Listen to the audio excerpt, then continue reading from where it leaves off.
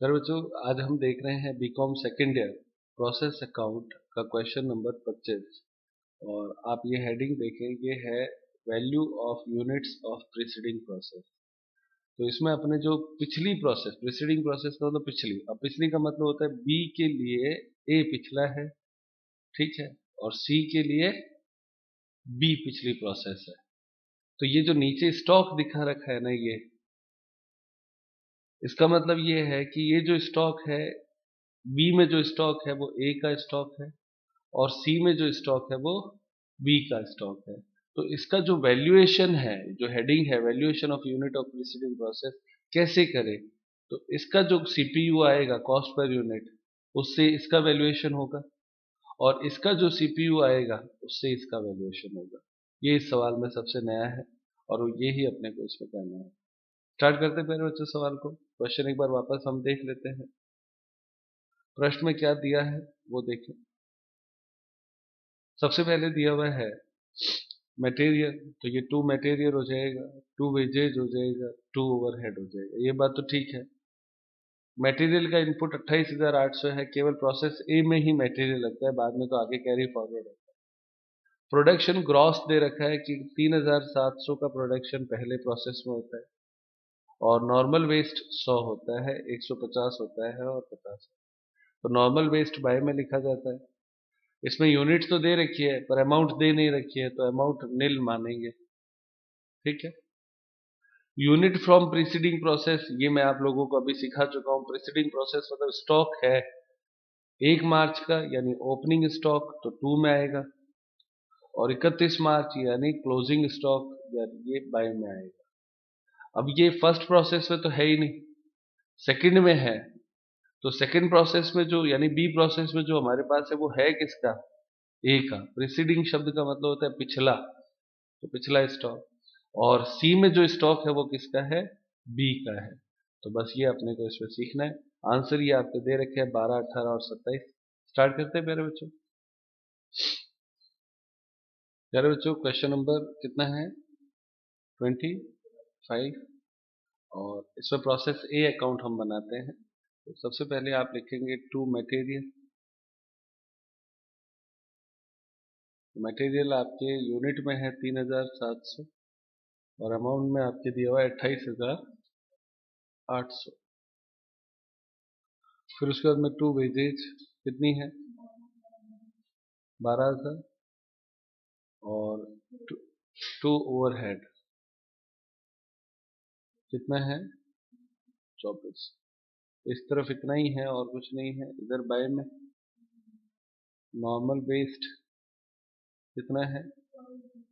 100 unit. यहाँ पे dash कर दो क्योंकि इसकी कोई वैल्यू नहीं है। बाय प्रोसेस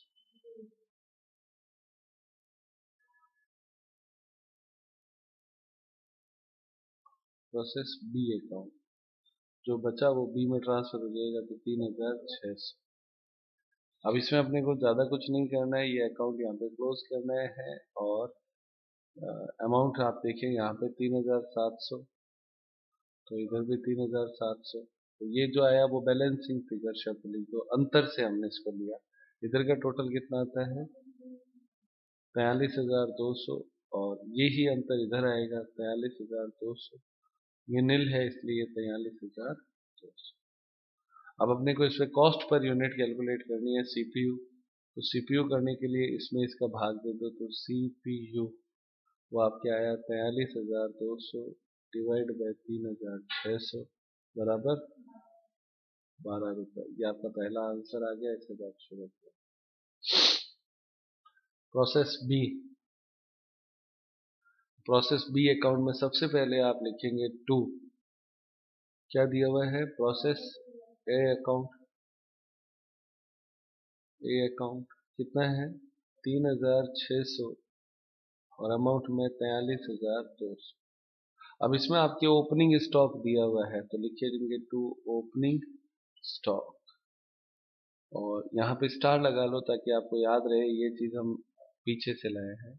तो opening stock at the rate, तो यूनिट तो आपके इसमें दिया हुआ है 400 यूनिट, तो यूनिट में तो 400। अब इसका वैल्यू नहीं दिया हुआ ना, तो वो 12 होगा। और ये 12 कौन है? पिछला प्रोसेस। हमने यही तो सीखा है कि स्टॉक बी का है, बी में लिखा हुआ है, लेकिन है वो पिछली प्रोसेस यानी ए का है। तो 4 इंटू 12 कितना हो जाएगा? 4800। बस ये इसमें स्टार पॉइंट है, नयापन है, और कुछ भी नया नहीं है बच्चों। इसके बाद में बस टू वेजेज कितना है? 18,000 और टू ओवरहेड 2700। बस इस तरफ इतना ही है। बाय में नॉर्मल वेस्ट कितना है? यूनिट में 150, इधर डैश बाय क्लोजिंग स्टॉक कितना यूनिट है? अब इसमें भी एट द रेट 12 करना है। क्यों? क्योंकि पिछली प्रोसेस का ही, ये भी स्टॉक पिछली प्रोसेस का कितना है? 100 यूनिट है, तो अमाउंट में 1200। और बाय प्रोसेस सी अकाउंट, और ये जो प्रोसेस सी अकाउंट है वो बैलेंसिंग फिगर से लेना है। टोटल लगाएंगे तो टोटल आपके इधर का 4000, तो इधर भी 4000, तो अंतर कितना आया? और इधर का टोटल कितना है? 68,700। इधर भी लिख दो 68,700। तो अंतर इधर तो आया 3,750 और इधर 67,500। और यहाँ पे सीपीयू कॉस्ट पर यूनिट, तो वो कॉस्ट पर यूनिट आप 67,500 बटे 3750, सही है ना? 67,500 divide by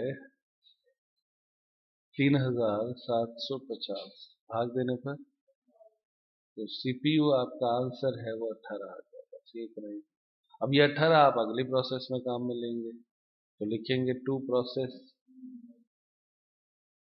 B account. Unit कितना दे रखा है? 3,750 और अमाउंट 67,500। फिर टू ओपनिंग स्टॉक, स्टार लगा दो यहाँ पे भी, और एट द रेट कितना हो जाएगा? 18 पिछली प्रोसेस से। यूनिट कितना है? 1650, गुणा करने पर 29,700। फिर टू वेजेज और टू ओवरहेड, तो वेजेज कितना है? 39,420 और ओवरहेड 2880। हो गया बच्चों? इधर टोटल लगाएंगे कितना आता है? 5,400 और यहाँ का 1,39,500, 1,39,500। इधर भी सेम तो लिख ही दो, इसमें तो कोई दो राय ही नहीं। 5,400 और 1,39,500। अब टू में लिखो वेस्टेज, सॉरी बाय वेस्टेज कितना है? 50 और Neel by closing stock at the rate 18, कितना यूनिट है? 550, गुना करने पर 9,900। हो गया इधर। अब बाय फिनिश गुड्स,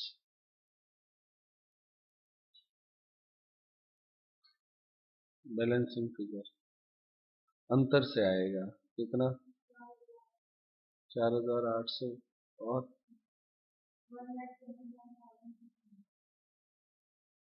1,29,600। ये दोनों बैलेंस फिगर से आया। और सीपीयू, तो सीपीयू 1,29,600 डिवाइड बाई 4,800 कितना आता है? 27। ये आपका आंसर हो गया तीसरा। से इतना ही सवाल है। प्रीसीडिंग प्रोसेस के स्टॉक का वैल्यूएशन पिछली कॉस्ट पर यूनिट से होता है, ये याद रखने की बात। देखते हैं नेक्स्ट क्वेश्चन प्यारे बच्चों। प्यारे बच्चों, क्वेश्चन नंबर 26 और इस बार जो हेडिंग है वो है valuation of process stock. Process stock मतलब पिछले में था प्रीसीडिंग स्टॉक और अब है प्रोसेस स्टॉक। इस बार क्या है, जो ओपनिंग स्टॉक और क्लोजिंग स्टॉक जो दिया हुआ होगा ना, वो दोनों ही उसी प्रोसेस के होंगे। जैसे एक्स में दिया है तो एक्स के होंगे, वाई में दिया है तो वाई में होंगे, और सी में दिया है तो जेड में दे रखा है तो जेड के होंगे। तीनों प्रोसेस का उसी का ही ओपनिंग स्टॉक और उसी का ही क्लोजिंग स्टॉक होगा। तो आसान है, उसका वैल्यूएशन भी उसी के कॉस्ट पर यूनिट से किया जाएगा, ओपनिंग और क्लोजिंग दोनों का। समझ में आती है ये बात? पिछला था प्रीसीडिंग प्रोसेस, इस बार था सेम प्रोसेस, दोनों में यही चीज आता है। तो वैल्यू ऑफ प्रोसेस स्टॉक यानी सेम प्रोसेस स्टॉक लिखते हैं, स्टॉक। तो क्वेश्चन नंबर 26 इंपोर्टेंट मार्क कर ले। स्टार्ट करें बच्चों। इसमें दिया हुआ है एक कंपनी का उत्पादन निर्माण एक्स वाई और जेड तीन प्रक्रियाओं से पारित होता है। जुलाई 2013 माह से संबंधित निम्न तथ्य इस प्रकार से हैं। प्रोसेस एक्स वाई और जेड तीनों दे रखे हैं। To material, to wages, to overhead. यहाँ तक की गणित तो सीधी सीधी है, संख्या यहाँ पे सामने है, स्क्रीनशॉट आप लेके रख सकते हैं। उसके बाद में आपको दे रखा है नॉर्मल वेस्ट 2%, 5% और 10%। Sale of waste per unit, तो ये इससे गुणा होना है, तो बाय में आएगा दोनों ही गुणा करने के बाद। इनपुट पहले में आता है तो टू में आएगा इनपुट। पहले में 2000 यूनिट है, 24 रुपए की रेट से है, तो इन दोनों की गुणा हो जाएगा। और हर एक में आउटपुट दे रखा है। तो जनरली जब आउटपुट दे रखा होता है तो एबनॉर्मल वेस्ट और नॉर्मल वेस्ट, एबनॉर्मल इफेक्टिव, ये सारी चीजें भी आती है। अब उसके बाद में है स्टॉक। देखो ये इंपॉर्टेंट है, इसमें अब तक जो हम देखे हैं उसमें नया ये है, और ये उसी प्रोसेस का स्टॉक है जिसमें दिखाया गया है। जैसे ओपनिंग स्टॉक यूनिट में है और क्लोजिंग स्टॉक भी यूनिट में, तो ये सारा यूनिट में दे रखा है। ओपनिंग स्टॉक का वैल्यू भी दे रखा है, कितना, 57, 81 और 109.5। तो उसका खुद का वैल्यू दे रखा है, तो हमें वो उसके आधार पर ही उसको सॉल्व करना पड़ेगा। यह मानते हुए कि अंतिम स्टॉक का मूल्यांकन संबंधित प्रक्रिया की लागत के आधार पर किया जाता है। देखो किसका, ओपनिंग का तो दिया हुआ था, क्लोजिंग स्टॉक का ही केवल लेना था अपने को, ये क्लोजिंग स्टॉक का वैल्यूएशन लेना है। और वो किससे किया जाता है, संबंधित प्रोसेस, मतलब जो कंसर्न्ड प्रोसेस है ना उसी से ही लेना है। जैसे बी का क्लोजिंग स्टॉक देखते हो तो बी की ही कॉस्ट पर यूनिट से लेना है। सी का क्लोजिंग स्टॉक देखते हो तो सी की कॉस्ट पर यूनिट से लेना है। इसका मतलब हमें कॉस्ट पर यूनिट पहले कैलकुलेट करनी है, उसके बाद में इसको लेना है। तो वो कोई दिक्कत नहीं है, इसको सवाल कैसे करेंगे वो इश्यू नहीं है। क्वेश्चन क्या कहता है वो समझ में आना चाहिए था। वो है सेम प्रोसेस का स्टॉक है। पिछले में क्या था, प्रीसीडिंग प्रोसेस, इस बार क्या है, सेम प्रोसेस। बस ये दो सवाल इसमें आके बनते हैं। ये इसके आंसर्स दे रखे हैं बच्चों। कॉस्ट पर यूनिट के आंसर 1, 2 और 3 दे रखे हैं। ट्रांसफर फ्रॉम एक्स से वाई में और फिर जेड में, और ये आपके दोनों यूनिट और अमाउंट में दे रखा है। ठीक है, एक्स से वाई में कितना ट्रांसफर होता है और वाई से जेड में कितना ट्रांसफर होता है। स्टार्ट करें प्यारे बच्चों, क्वेश्चन समझ में आया? इंपॉर्टेंट मार्क हम पहले ही कर चुके हैं इसे। स्टार्ट करें प्यारे बच्चों। इसमें हम बनाएंगे सबसे पहले प्रोसेस अकाउंट एक। जैसे प्रोसेस एक्स अकाउंट है तो हमने एक्स अकाउंट बनाया, एक हमें इसका ही एक स्टॉक अकाउंट और बनाना पड़ेगा, प्रोसेस एक्स स्टॉक अकाउंट। क्योंकि इसमें क्या है, ओपनिंग स्टॉक का वैल्यू अलग है और क्लोजिंग स्टॉक का वैल्यूएशन जो है वो उसी प्रोसेस की वैल्यू से करना है। तो इसलिए अपने को क्या करना पड़ेगा, पहले कॉस्ट पर यूनिट निकालनी पड़ेगी, फिर उसको यहाँ यूज में लेंगे। तो हर बार दो कॉलम बनेंगे, एक प्रोसेस एक्स अकाउंट बना, दूसरा प्रोसेस एक्स स्टॉक अकाउंट, फिर वाई बनेगा, फिर वाई स्टॉक अकाउंट, फिर जेड बनेगा और जेड स्टॉक अकाउंट बनेगा। ऐसा करके 6 अकाउंट हो जाएंगे प्रोसेस के हिसाब से देखें तो सबसे पहले आप लिखें टू इनपुट ऑफ मटेरियल। तो वो आपकी कितना दे रखा है, 2000 यूनिट है, और क्या रेट से है, 24 रुपए से है। तो @24 से कितना होता है, 48,000। फिर उसके बाद में टू मटेरियल अलग से एक और है, तो वो आपके कितना है, 24,000। फिर उसके बाद में 2 लेबर, वो आपकी कितनी है 36,000, और फिर 2 ओवरहेड, वर्क ओवरहेड, वो कितना है 6। बस इधर इतना ही है, एक लाइन छोड़ी भी रखो। By normal waste at the rate कितना है 2% है क्या, तो 2000 का 2% 40, और इसको गुणा कितने से करनी है, प्रश्न में दिया हुआ है कितने रुपए पर यूनिट है, 3 रुपए क्या, हाँ बच्चों, एट द रेट 3, तो 40 इंटू 3 120। फिर लिखेंगे बाय,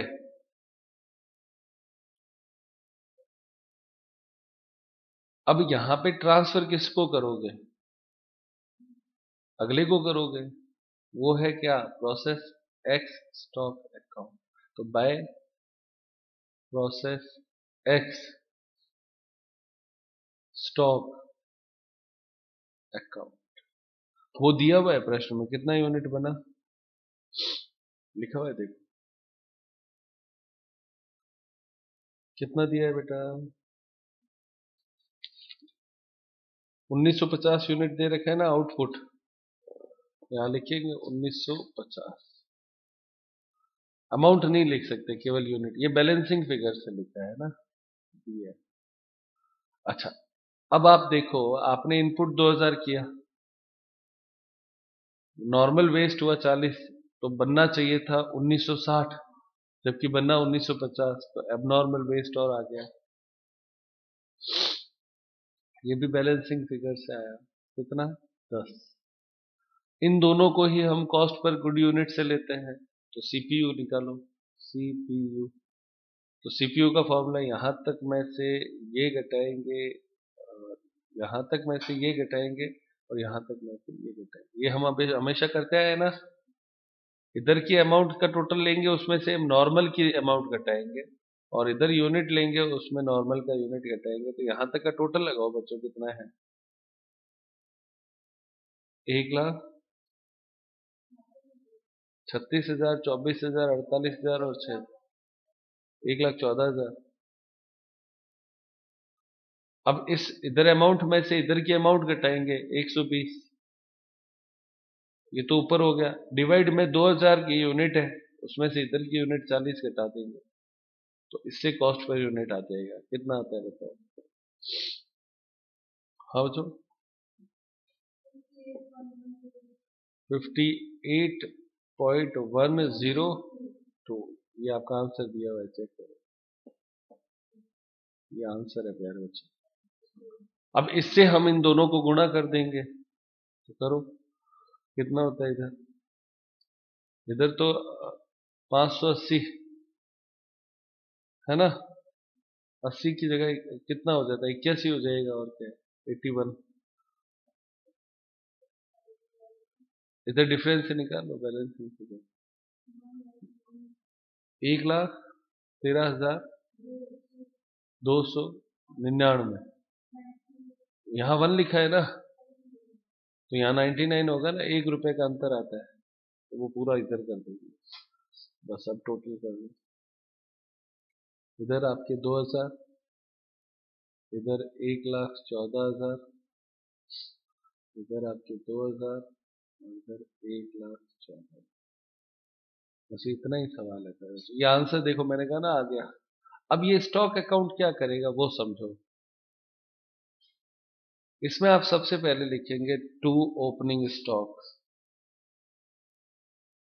वो इसी प्रोसेस का स्टॉक है, और ब्रैकेट में लिख दो गिवन, गिवन मतलब दिया हुआ है, कितना यूनिट दिया हुआ है 200 यूनिट दे रखा है, देखो है ना, और इसकी रेट कितनी दे रखी है वो भी देखो, तो प्रश्न में इसकी रेट दे रखी है 57, सही है ना, तो इसलिए इसको अलग करना पड़ा, समझ में आ गई बात, अगर इसको हम ऊपर लिख देते तो कॉस्ट पर यूनिट जो है ना वो अलग हो जाता, इसलिए स्टॉक अकाउंट अलग से बनाया गया।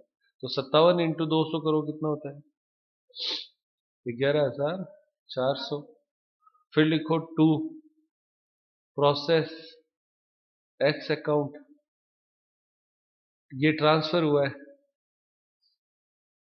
कितना 1950 और अमाउंट 1,13,299 और बाय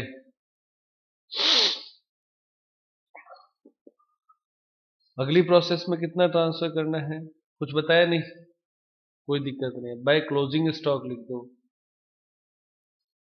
वो दिया हुआ है कितना यूनिट है 150 यूनिट है ना, लिख दिया। अब इस 150 का वैल्यू क्या करना है वो उसने लिखा है पिछली प्रोसेस इसी प्रोसेस का, तो इसकी कॉस्ट पर यूनिट ये देखो हमने निकाली हुई है, ये 58.102, इससे गुणा कर दो कितना होता है 80। तो देखो 150 इंटू 58.102 करो कितना था 8,700, ये लिखना है यहाँ। कोई दिक्कत कह रहे बच्चों 8,715 और by process Y account balancing figures,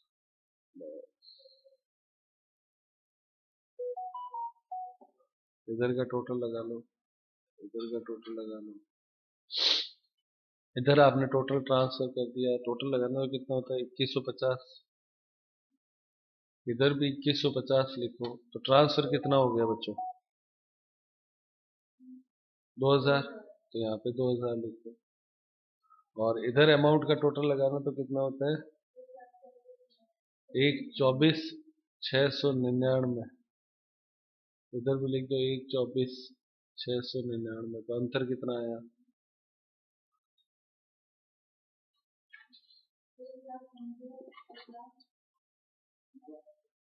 984, ये दोनों ही आपके बैलेंसिंग फिगर से आएंगे। ये इतना ही सवाल है बच्चों, समझ में आया, बोलो बच्चों बोलो, समझ में आया। अब आप इसको पूरे को देख लो, ये इतना ही सवाल है और ऐसे बनता है।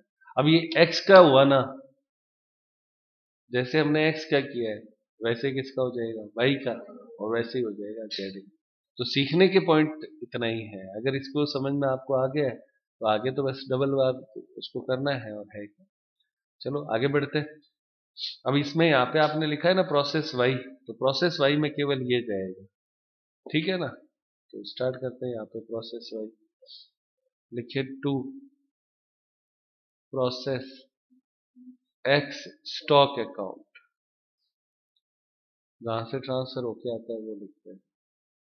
तो अमाउंट और यूनिट को लिखेंगे 2000 यूनिट में, और अमाउंट में 1,15,984।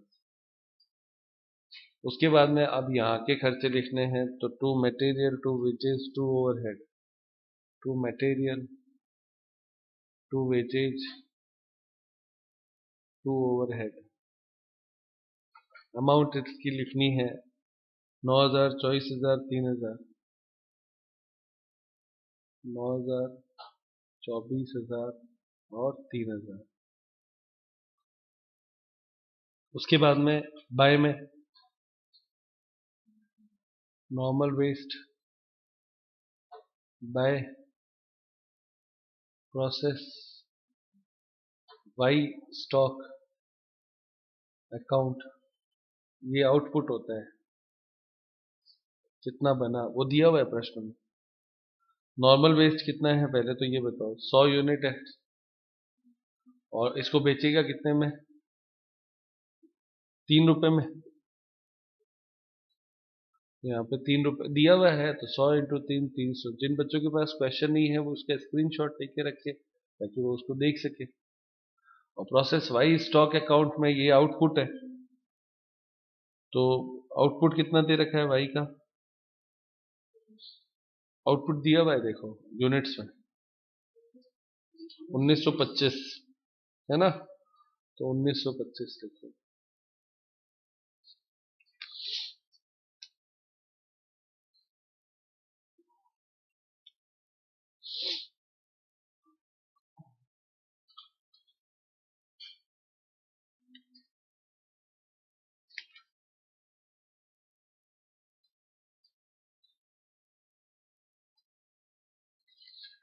ये 100 यूनिट कैसे आया? तीन, ये परसेंटेज दिया हुआ था ना, बस 5% है, 5% लिखो यहाँ पे। तो 2000 का 5% 100, और उसके बाद में एट दी रेट कितने रुपए में बेचा इसे, वो भी देखो, 3 रुपए, तो गुणा करने पर 3 आएगा। ठीक है ना, दोनों चीजें एक साथ यहाँ पे लिखने पड़ेगा, सफाई से लिख देते हैं। एट दी रेट 5%, ये तो हो गया वेस्टेज, और इसको बेचा है एट दी रेट 3 रुपए में, तो 300। ठीक है बच्चों, अब उसके बाद में आगे बढ़ जाओ। वाई में प्रोडक्शन आउटपुट हुआ 1925, ये भी सही है। अब आप देखो इधर तो 2000 है, तो 100 कम हुआ, तो बनना चाहिए था 1900, जबकि बन गया 1925, ज्यादा बन गया, ज्यादा बना है ना। तो जब ज्यादा बनेगा तो हम क्या करेंगे, इधर लिखेंगे to, abnormal gain, abnormal gain profit है, या जिसे हम बोलते हैं इफेक्टिव। तो कितना यूनिट आया, 25, और उसके बाद में लिखते हैं बाय, और तो कुछ है ही नहीं इसमें, बाय कुछ लिखना ही नहीं, इतना ही है, बस ये इतना ही है बच्चों। अब इसका कॉस्ट पर यूनिट निकालना पड़ेगा, इसमें भी डरने की जरूरत नहीं है, इतनी बार सवाल कर चुके हैं, तो लास्ट सवाल है आज तो। अमाउंट इधर में से ये अमाउंट घटाएंगे, और इधर यूनिट में से इस यूनिट को घटा के भाग दे देंगे। तो मैं यहाँ लिख देता हूँ सीपीयू, इधर के यूनिट का अमाउंट का टोटल लगाना कितना होता है, 1,51,984 माइनस 300 डिवाइड बाय 2000 माइनस 100, भाग दो, कितना आता है, 79, 89 या 79, 79.83, आंसर दिया हुआ है, आंसर है बच्चों ये। अब इसको क्या करना है, इससे भी गुणा करनी है और इससे भी गुणा करनी है, दोनों से गुणा करो, तो कितना आएगा बताओ जल्दी से। एट द रेट 79.83, और ये भी एट द रेट 79.8, उसी प्रोसेस की कॉस्ट पर यूनिट से गुणा करते हैं, कितना, इस तरफ तो आता है 1,53,000, आगे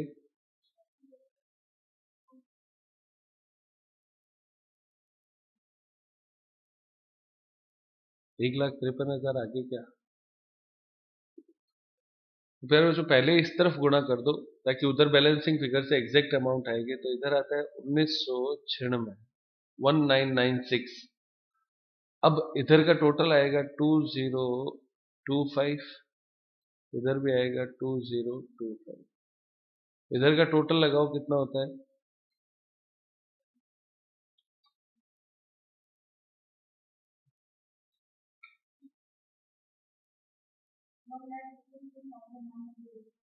1,53,980।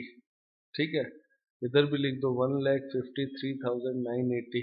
ठीक, अब इसमें से ये 300 घटा दो, तो इधर आ जाएगा 1,53,680 बैलेंसिंग फिगर। ये क्या होता है, जब इस तरह से पॉइंट में होता है ना, तो 2-4 रुपए का अंतर आता है, इसलिए हम लोग क्या करें कि इस अंतर को मिनिमाइज करने के लिए पहले इधर गुणा कर दो और इसको बैलेंसिंग फिगर से निकाल लो। क्योंकि अगर आप गुणा करते हो तो कितना आता है, एक बार देखो, 1925 इंटू 79.833 करोगे, एग्जैक्ट आता है, कुछ ऊपर नीचे 1 रुपए का अंतर आएगा ना, तो वो अंतर नहीं आना चाहिए, बस इसलिए हम ऐसा कर लेते हैं, वरना गुणा करने में कोई दिक्कत नहीं है, 3 डिजिट तक ले लेना इसको, 833 तक। अब इसका स्टॉक अकाउंट बनाते हैं, तो वाई का स्टॉक अकाउंट बनाना है यहाँ पे, तो लिखे टू ओपनिंग स्टॉक, वो आपके कितना यूनिट दे रखा है बच्चों, 300 यूनिट दे रखा है, और एट द रेट कितना दिया हुआ है, दिया हुआ है ये भी प्रश्न में, 81 रुपीज, तो 81 से गुणा करो, कितना होता है, 24,300, सही है। अब टू क्या लिखोगे, प्रोसेस वाई अकाउंट और ब्रैकेट में टी लिख दो, यानी ट्रांसफर हो क्या है 1925 और 1,53,680, 1,53,680 और उसके बाद में लिखे बाय क्लोजिंग स्टॉक, वो आपके दिया हुआ है देखो क्लोजिंग स्टॉक 400 है ना, और इस 400 को गुणा करनी है @79.833 से, गुणा करो कितना आता है 31,933, 31,933 सही है। और लिखेंगे by process Z account, transfer करेंगे, कितना ट्रांसफर आएगा, बैलेंसिंग फिगर से आएगा सारा का सारा। इधर का टोटल कितना होता है 2,225 और इधर का टोटल कितना होता है 177,980, इधर आपके 2,225 177,980, तो बैलेंसिंग फिगर से आएगा, बैलेंसिंग फिगर यानी अंतर से आएगा। तो इधर आएगा 400 कम कर दो 1825 1825 और इधर 177,980 में से 31,933 घटा दो 146.07, 1,46,047, ये दोनों बैलेंसिंग फिगर से हमने समझ में आया। सेम चीज दो बार कर ली, एक बार और कर लो, जेड बनाना है तो ये आगे जेड आप HW बना लोगे बच्चों। तो आज की क्लास यही समाप्त करते हैं, ये अपने आप कर लेना।